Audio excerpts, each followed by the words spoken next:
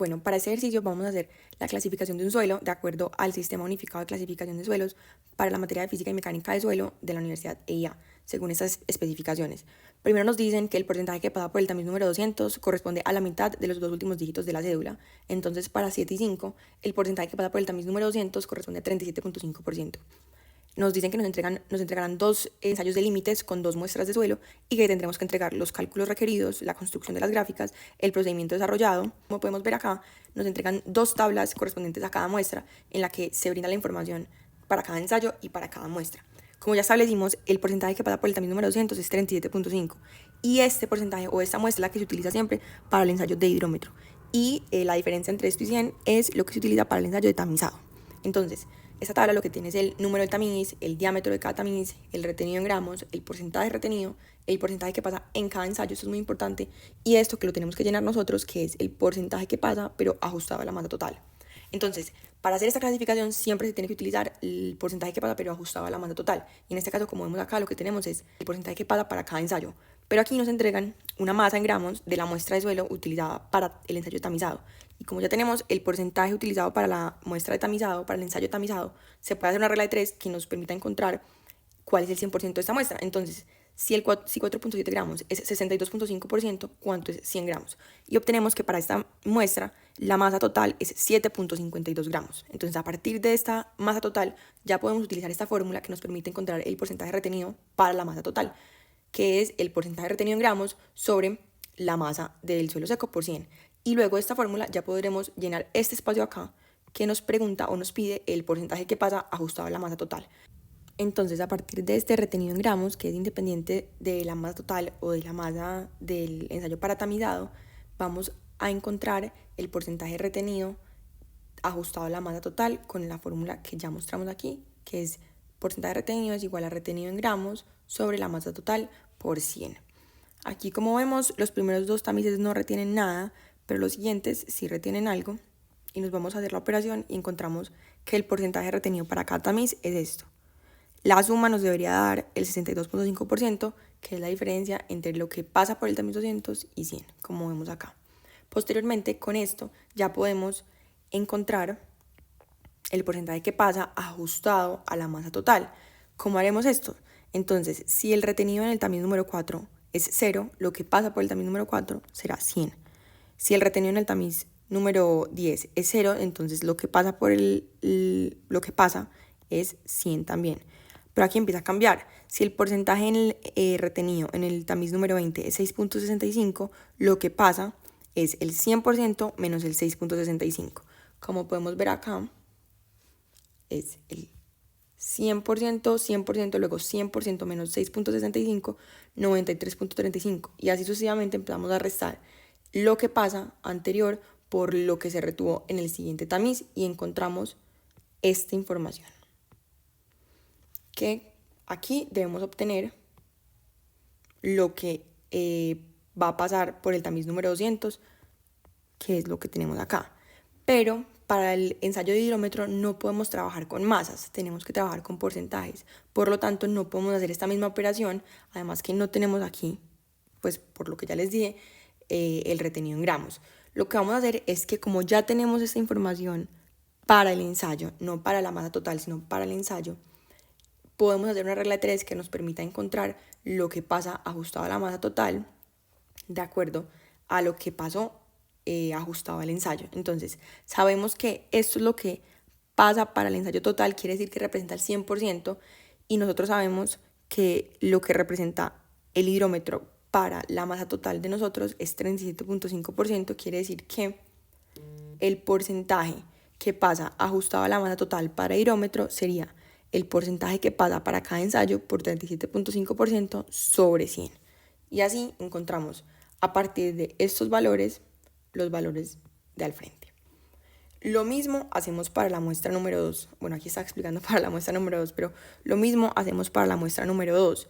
Con el mismo porcentaje que pasa al tamiz 200, el mismo porcentaje que se retiene en el tamiz 200, lo que cambia aquí es la masa que se utiliza para tamizado. Ya no es 4.7 como ya habíamos mostrado en la anterior, sino 90.4. Entonces se vuelve a hacer la misma regla de 3 para encontrar la masa total y obtenemos una masa total de 144.64, volvemos a hacer la fórmula del retenido, porcentaje retenido a partir del retenido en gramos para tamizado y volvemos a hacer lo mismo para hidrómetro. Aquí lo que cambia, como ya les expliqué, es la masa para tamizado, o sea, la masa total también, pero el procedimiento es el mismo. Luego de tener esos valores en esta tabla, ya podemos irnos a graficarlos en la distribución granulométrica, que relaciona el porcentaje que pasa en el eje Y y el diámetro del tamiz en milímetros en el eje X. Como ya hemos mostrado, la muestra 1 está representada por el color naranja y la muestra 2 por el color morado.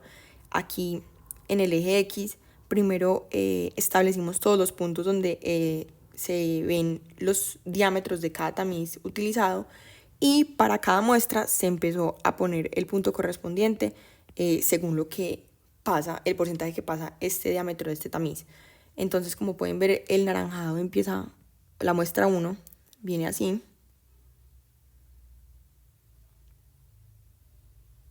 Algo así. Y la muestra 2 es esta. Vemos que en el inicio se juntan un poco, pero al final terminan ya más separadas. Bueno, entonces a partir de esta gráfica lo que podemos obtener son diferentes parámetros como el coeficiente de uniformidad o el coeficiente de curvatura que nos sirven para clasificar el suelo, pero depende del tipo de suelo. Entonces esto, de ser necesario, ahorita lo vamos a utilizar, pero por ahora lo vamos a dejar ahí. Luego de tener entonces la distribución granulométrica, podemos irnos a calcular las propiedades de plasticidad. Para esto necesitamos ciertos datos de los ensayos que se hacen para calcular esas propiedades, estos límites, y fueron asignados para nuestras muestras estos 4. Entonces, para la primera muestra, la naranjada, tenemos estas 2 y para la segunda, estas 2. Cada uno de estas tablas representa un límite diferente. Entonces, límite plástico, el primero, límite líquido, el segundo e igualmente para la segunda muestra. Lo que tenemos que hacer en las 4 tablas, a pesar de que son datos diferentes, es sacar la masa del agua y la masa de los sólidos. Para sacar la masa del agua tenemos masa del suelo húmedo menos masa del suelo seco y aquí obtenemos la masa del agua. No tenemos que restar la tara porque ambos tienen tara, entonces se resta ella sola. Luego, para sacar la masa del suelo sólido, lo que tenemos es masa del suelo seco o masa del suelo menos la tara, en este caso sí, porque ya no estaríamos restando con algún otro valor que tenga tara también. Entonces, para los 4 casos encontramos las parejas o en este caso grupo de 3, pues parejas, pero 3 grupos de parejas para límite plástico y límite líquido. Entonces, luego de tener ya estos datos, lo que vamos a hacer es calcular las humedades con esta fórmula, que es que la humedad corresponde a la masa del agua sobre la masa del suelo, sobre la masa de los sólidos por 100. Entonces, para el límite plástico tenemos 2 humedades correspondientes que sacamos con las 2 parejas de masas de suelo sólido y de sólido y de agua. Tenemos 18.52 y 17.54. Entonces, como ya les dije, para el límite plástico lo que vamos a hacer es un promedio, ya que estos se acercan mucho. Siempre debe ser así. Deben ser valores que están muy cercanos. Entonces, sacamos un promedio. En este caso es un 1 de diferencia. Sacamos el promedio y obtenemos que el límite plástico es 18.03. Ahora, para el límite líquido lo hacemos de una forma un poco diferente. Igualmente sacamos las 3 humedades con los 3 grupos de parejas que tenemos con esta fórmula que ya mostramos y posteriormente lo que vamos a hacer es graficar. Graficar en esta gráfica que hace la relación entre la humedad, el porcentaje de humedad y el número de golpes, el porcentaje de humedad en el eje Y y el número de golpes en el eje X. En el eje Y podemos poner la escala que nosotros queramos correspondiente a la humedad, los rangos de humedad que tenemos. Y en el eje X empezamos desde 5 hasta 50, representando el número de golpes. Entonces, como ven, graficamos las 3 humedades que obtuvimos de los cálculos anteriores y la humedad que representa el límite plástico, el límite líquido, es la humedad que con 25 golpes intersecta con la gráfica o con la línea que ya graficamos. En este caso, proyectamos en el eje Y, como vemos acá, y es 24.5. De la misma forma, para la siguiente muestra, para la muestra 2, hacemos lo mismo, graficamos las 3 humedades y hallamos que la humedad para 25 golpes es 21.5. Como pueden ver acá, lo que hacemos es tirar una línea de tendencia, porque en este caso se dio que sí se pudo unir los 3 puntos con la misma línea, pero en este caso no era posible. Entonces lo que se hace es hacer una línea de tendencia que represente estos 3 puntos. Entonces, ya al tener, como les mostré acá, para la muestra 1, el límite plástico, 24.5, el límite líquido, 24.5, vamos a sacar el índice de plasticidad, que como su nombre lo dice, representa o describe las propiedades plásticas del suelo. Entonces, el índice de plasticidad es el límite líquido menos el límite plástico. Y aquí tenemos este valor. Entonces, luego de vámonos para la muestra 2 para terminar de explicar esto. Para la muestra 2 tenemos algo diferente, a pesar de que calculamos las humedades igualmente. Como podemos ver, hay una diferencia. Estas están un poco alejadas, aproximadamente 4 o un poquito más de diferencia. Entonces, lo que se hace primero es calcular el límite líquido para saber si el límite líquido da menor a alguno de estos dos valores, no se podría promediar y se tendría que escoger el valor que dé menor al límite líquido, porque como vemos acá el índice de plasticidad es límite líquido menos límite plástico, pues este debe ser menor. Pero en este caso, cuando calculamos el límite líquido, o más bien cuando lo encontramos en la gráfica, como ya mostramos anteriormente, da 21.5% y vemos que es mayor a ambos valores de la humedad para el límite plástico. Entonces, en este caso, sí se puede promediar. Sin embargo, lo normal es que estos dos valores den muy cercanos. Como tenemos acá, volvemos a sacar el índice de plasticidad para la muestra 2 y nos da 3.19. Bueno, luego de tener estas propiedades de plasticidad listas, nos vamos ahora a clasificar el suelo según el Sistema Unificado de Clasificación de Suelos. Bueno, para hacer la clasificación de los suelos tenemos varias herramientas. Entre ellas, una de las más útiles es esta gráfica que nos va dando el paso a paso para la clasificación de los suelos según el Sistema Unificado. Entonces, de acuerdo a cada cosa que vaya pasando, nos va diciendo qué más mirar o qué más establecer para identificar al final cuál es el tipo de suelo que tenemos. Entonces, vamos a empezar. Esta es una gráfica que es necesaria para hacer la evaluación ahorita, pero vamos a empezar entonces por acá. Lo primero que nos dice esto es evaluar si es un material grueso o un material fino. Para esto tenemos que evaluar la cantidad del porcentaje, o más bien el porcentaje que pasa o que se retiene en el tamiz 200. Si el porcentaje que pasa al tamiz 200 es mayor a 50, quiere decir que el material es fino. Pero si el porcentaje que pasa el tamiz 200 es menor a 50, quiere decir que es material grueso. Como ya sabemos y lo hemos visto desde el principio en este ejercicio, el porcentaje que pasa del tamiz 200 para nuestras muestras es 37.5 en ambos casos. Esto quiere decir que es menor al 50%. Esto quiere decir que este material, ambos materiales de las dos muestras, son material grueso. Ahora, ya que sabemos esto, nos tenemos que ir por todo este camino, ya sea por acá o por acá, e ir identificando qué es lo que tenemos que ir haciendo. Entonces, ya nos dice que debemos hacer un análisis de mallas. Para esto tenemos que encontrar dos parámetros, el A y el B. El A corresponde al tamiz que pasa al tamiz, a la porcentaje que pasa al tamiz 4 por 2, y el B es el parámetro anteriormente encontrado A menos el porcentaje que pasa al tamiz 200. Si B es mayor a 100, encontramos una arena. Entonces vamos a hacer esta evaluación para nuestros materiales. Aquí tenemos entonces para la muestra 1. Como ya dijimos, es grueso porque el 37.5 pasa al tamiz 200, más del 50% se retiene. Ahora, para encontrar A, como vimos anteriormente, el porcentaje que pasa el tamiz 4, que es el primer tamiz, es 100%, lo multiplicamos por 2, obtenemos 200. Ahora B es A, 200, menos el porcentaje que pasa al tamiz 200, 37.5. Y aquí obtenemos 162.5. Esto evidentemente es mayor a 100, lo que quiere decir que tenemos una arena. Lo mismo hacemos con la muestra 2. Encontramos A, en este caso el porcentaje que pasa el primer tamiz es 82.72, lo multiplicamos por 2 y obtenemos 165.44. Para B restamos A menos el porcentaje que pasa al tamiz 200 y obtenemos 127.94. Igualmente es mayor a 100, así que obtenemos otra vez una arena. Bueno, ya que sabemos que tenemos una arena, en este caso sería o grava o arena, y nosotros tenemos una arena, vamos a ver de aquí qué paso tenemos que seguir. Entonces, ahora tenemos que identificar cuál es el porcentaje que pasa por el tamiz 200, si es más del 5%, está entre el 5 y el 12 o es más del 12%. Como ya lo hemos visto en contadas ocasiones, el porcentaje que pasa al tamiz 200 para nuestro ejercicio es 37.5, aquí como podemos ver acá, como ya hemos visto desde el principio. Entonces, para ambas muestras nos vamos por este lado de la gráfica, que quiere decir que más del 12% pasa la malla número 200. Ahora, bajando, vamos a mirar qué más nos pide. Nos dice, efectúe los ensayos de límite líquido y límite plástico con la fracción que pasa la malla 40. Esto es importante. Ahora, hagamos el ejercicio de si nos hubiera tocado alguno de los otros dos.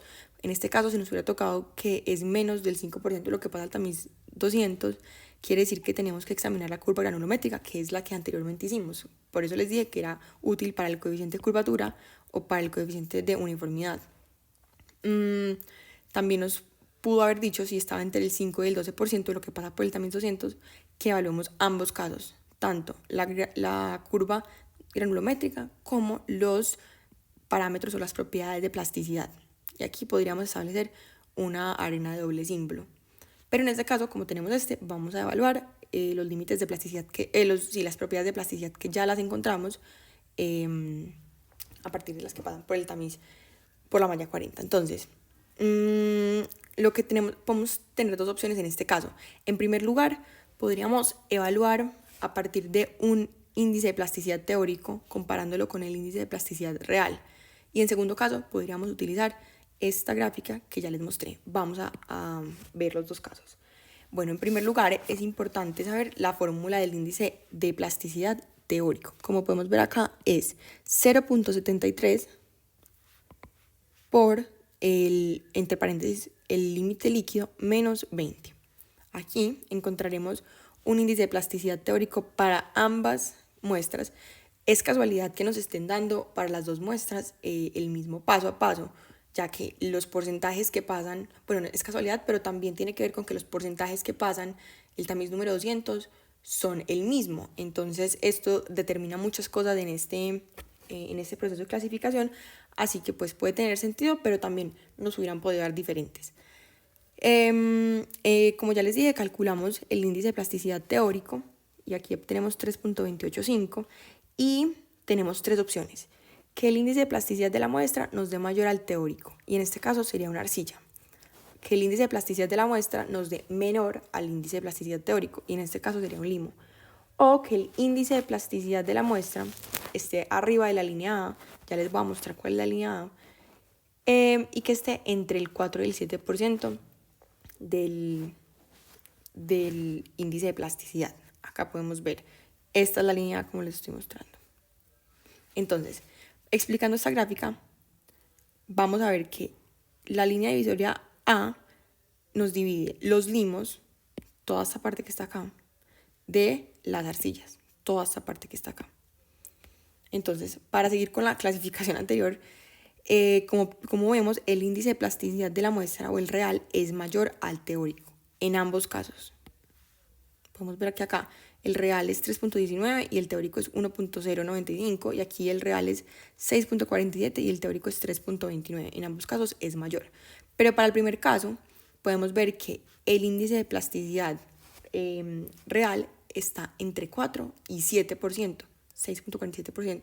Esto quiere decir que está en una zona sombreada, como podemos ver acá, es esta zona sombreada, quiere decir que es limo y arcilla. Aquí podemos ver limo y arcilla. Ahora es muy importante clasificar, después de tener esta clasificación, escribir de manera correcta el resultado que se encontró. Entonces lo que hacemos es, según la clasificación del sistema unificado de suelos, el suelo es, y primero ponemos aquí los sufijos de cada grupo o subgrupo, en este caso arena limosa, arena arcillosa, y luego ponemos el nombre completo, arena limo arcillosa. Entonces, de esta forma lo hacemos si queremos utilizar la relación entre el índice de plasticidad real y el índice de plasticidad teórico, pero también podríamos hacerlo a partir de la gráfica que les mostré acá. Entonces, primero establecemos el límite líquido 24.5 y el índice plástico real 6.47 y los ubicamos aquí en la gráfica. En el eje Y tenemos el índice de plástico, ubicamos 6.47 como se ve acá y el límite líquido 24.4 o 0.5, perdón, como se ve acá. Y vemos que queda, como ya dijimos, en la zona sombreada. Quiere decir que es una arena con arcilla y limo. Y para el segundo caso tenemos un índice de plasticidad de 3.19 y un límite líquido de 21.5. Haciendo el caso de la relación entre los índices de plasticidad, obtenemos lo mismo, que es mayor el real al teórico, pero en este caso no está en la línea sombreada. Quiere decir que el índice de plasticidad real no está entre 4 y 7%. Quiere decir que está por debajo de la línea A. Así que es un limo. Como se puede ver acá, la línea A separa los limos de las arcillas. Y si fuera material fino, podríamos establecer si tiene alta o baja plasticidad. Aquí de la misma forma. Pero en este caso, vemos también que esta muestra nos indica que es un limo. Entonces, también se hace la respectiva clasificación. Según la clasificación del sistema unificado, el suelo es SM, quiere decir arena, limo, arena limosa. Así es que se debe escribir la clasificación luego de haberla hecho. Y ya, aquí más abajo hicimos un análisis se escribió cuál es el porcentaje que pasa por cada tamiz, o más bien, cuál es el porcentaje de material de cada muestra, de grava, de arena, de limo y de arcilla para cada muestra. Aquí lo tenemos y así es como se clasifica un suelo según el sistema unificado de suelos, con todos los parámetros necesarios. Y lo más importante, o una de las cosas más útiles, es tener esta herramienta que nos permite identificar, de acuerdo al tipo de suelo que vayamos obteniendo, qué parámetros debemos ir calculando, qué parámetros debemos tener para identificar el tipo de suelo.